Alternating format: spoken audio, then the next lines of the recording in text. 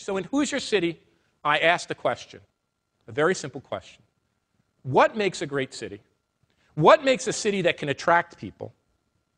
And how does a city not only generate wealth, how does it make each and every one of us, our children and our grandchildren, happier? How does it affect not just our pocketbook, but our psychological well-being, our happiness, and our personal fulfillment?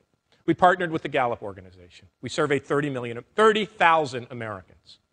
In fact, our study showed that about a third of our happiness comes from our relationships, a third comes from the work and the challenges, and a third comes from our communities. Who's your city? It is an important decision in life to figure out who is your city. And you know it when you're in the wrong city and you don't feel like yourself, just like when you're in a bad relationship or a job you don't like, you get down and depressed.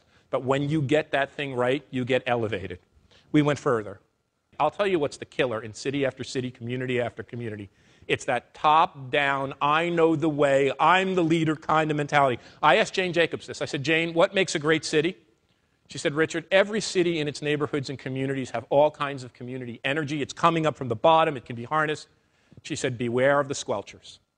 Beware of the squelchers. I bet you know who they are. That's not the way we do it here. No, we can't do that. That's too strange. Why would you do that? Why would you involve artists and culturally creative people? What do you mean talking to the gay and lesbian people? Don't even talk about them. Who said immigrants are important? You mean harnessing the creative potential of young African-American kids in a neighborhood? No. We have to go out and recruit companies and build stadiums. Sorry. That's the squelcher mentality. And what Jane said is, Richard, it is your obligation, and every one of us like that, to expose that mentality, to call it when we see it, to make sure we can overcome it, and to begin this change process. Now there's the two top levels of the pyramid. When we looked at what really matters to people, not just rich people, rich and poor and middle class, black and white and Hispanic and Asian, young and old alike, at the top of the pyramid of their happiness stood two factors. The open-minded attitudes of their community. Second from the top, a community that was open to all sorts of people. We asked, is your town a good place for racial minorities, religious minorities, ethnic minorities, new immigrants, artists, families, scientists? We went on and on and on and on. The communities that people reported were the most open and embracing had the highest levels of satisfaction and well-being. And at the top of the pyramid was the quality of the place itself. And this is a big challenge for all of our communities. Yes, part of it is arts and culture, and not just high arts, street-level arts, engaged participative arts, all kinds of street-level scenes. Historic preservation, Jane said it, new ideas require old buildings. New ideas require the old buildings to mobilize them. But not just that, the natural environment. The number one factor, here I am, Mr. Urbanism, standing here telling you the truth.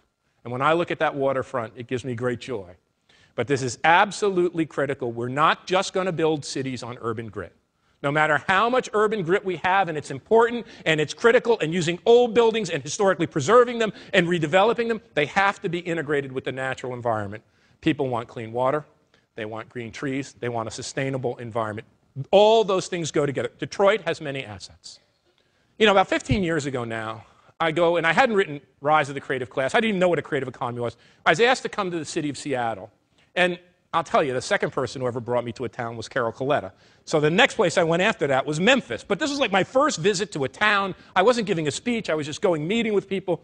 And they took me to downtown Seattle, and they said, Professor Florida, our city, now this was not now. This was 15 years ago. Our city is having a hard time. We have some things going on with Microsoft in the suburbs. This was before Amazon was even started, and the whole thing happened. But downtown is a hole in the donut. What can we do to rebuild our downtown? And they took me to this neighborhood, lots of homeless people, lots of dilapidated buildings, abandoned spaces. They showed me a little coffee shop. I'm thinking it must have been an early Starbucks. I really do. It was a little coffee shop before we even knew what Starbucks was. And they showed me a bookstore, and the coffee shop and the bookstore. And what can we make here? You know, can the coffee shop and the bookstore, and I'm thinking, oh God, what can I tell them? Coffee shop and the bookstore. Well, out of the corner of my eye, I see this big new construction project. So I'm looking off in the distance, and there's this metal and wood, and it's all curvy and strange. I'm like, what's that? Trying to figure out a way out of this dilemma of having to give an answer. What's that thing over there? And they said, well, that's a new building. Now, we all know who the architect is now, but I had no, it was being built by Frank Gehry. So it's Frank Gehry, and they're telling me he's this great architect, he's emerged on the scene, he has this new way of doing things. Well, I'm like, well, what is it? Why? They said, oh, that's what Paul Allen is doing for our city. So I'm thinking, Paul Allen, guy has 2 first names. Who's Paul Allen? They said, oh, he's the guy who co-founded Microsoft with Bill Gates. So I'm thinking, oh, yeah, the guy's got billions, right? He's worth 30, 40, 50 billion. He's got a lot of money to do stuff like this. So I'm trying to figure out what it is. I'm looking at this construction project. It looks strange enough. I'm trying to figure out what the heck this thing is. So the first thing that runs through my mind, and I say, so is it the Seattle Science Center? They're like, no, nothing to do with science. So it's your entrepreneurship, robber baron, capitalism, how to get rich center, right? No, entrepreneur, robber baron, capitalism, how to get rich. I'm figuring Paul Allen, was rich. That's what he wanted to teach kids. You guys know what it is, right? At least one of you I saw in here knows what it is. The G? EMP, the experience, the Jimi Hendrix Experience Music Project. Hold on, now think about that. And this is why what we're doing is so important.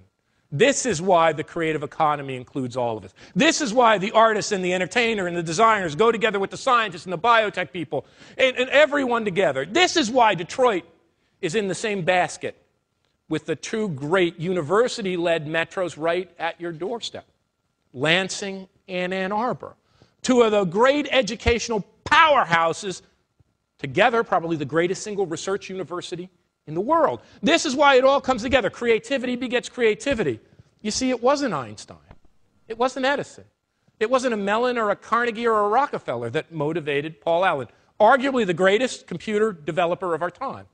Who was it? A young African-American kid named Jimi Hendrix who grew up in Seattle.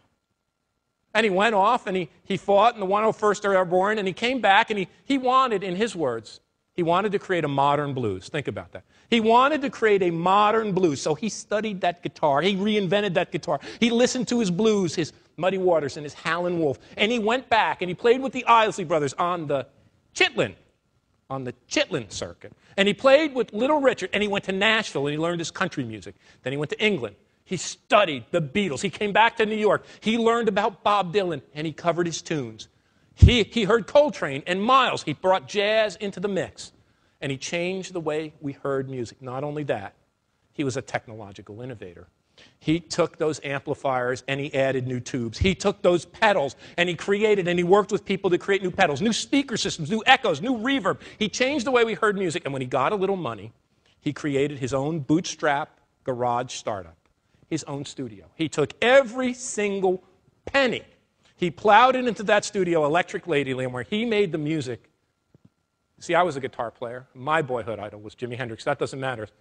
But that's what Paul Allen wanted to be. He wanted to be his own version, his computer version, his software version, not of Einstein or Edison, but of Jimi Hendrix, a young African-American kid who died at 27. That's the kind of legacy we have to resurrect. That's the kind of diversity we have to achieve. And that's the kind of truly creative society we have to spur by harnessing and encouraging the creativity of all. Thanks for listening, and I look forward to working with you in this day and as time goes on.